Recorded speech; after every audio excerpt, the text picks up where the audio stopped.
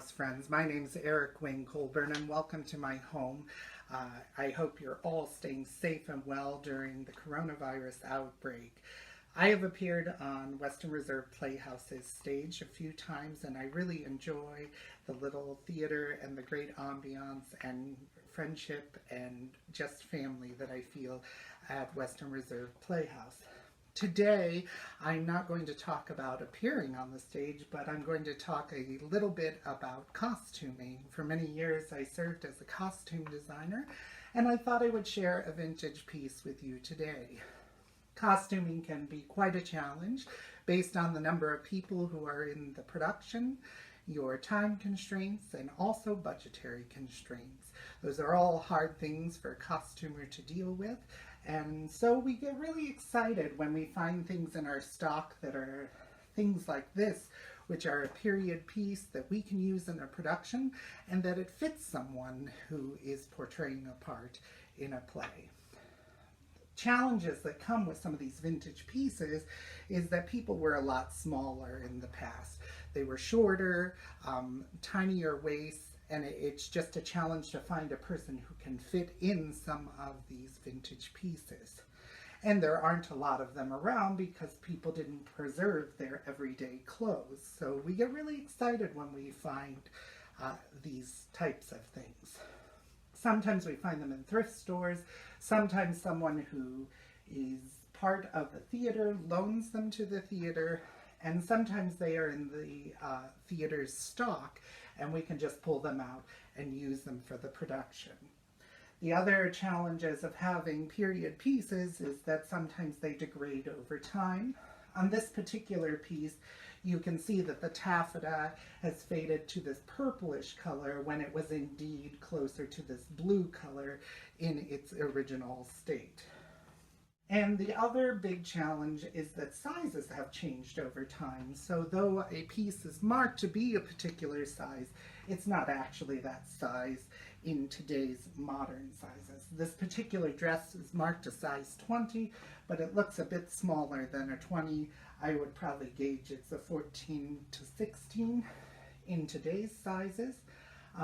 But we would be really excited to find someone who could fit it and wear it. This particular piece belonged to my grandmother. It was her wedding dress from 1958, so this dress is circa 1958. Blue is an unusual choice for a wedding dress in this time period, but my grandmother already had one child when she married my grandfather, so blue was a more appropriate color. You can see there's lovely details on this dress, such as the ruffling along the bust line here. We have this nice blue velvet line detail also along the bust line, and these rows of ruffles over the taffeta skirt. This probably would have been worn over some sort of larger crinoline. We don't have the crinoline anymore, but we do still have this lovely shrug piece that goes over top. These little detail pieces often get lost, destroyed, or degrade so bad over time that we don't have them.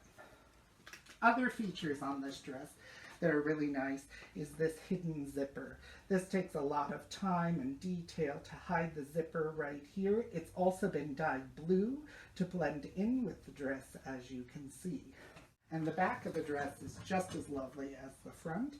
We have a nice tight fitted bodice and an A-line skirt with the ruffles over the taffeta skirt.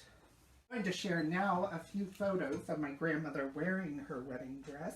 It really was beautiful on her wedding day. It's still really nice now. We've displayed it a few times and lent it out for displays over the years.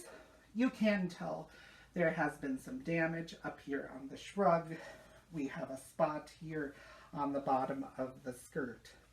If you have something like this and you're going to store it, I suggest you store it in tissue paper inside a box and keep it in a dark closet where the temperature is cool and moderate.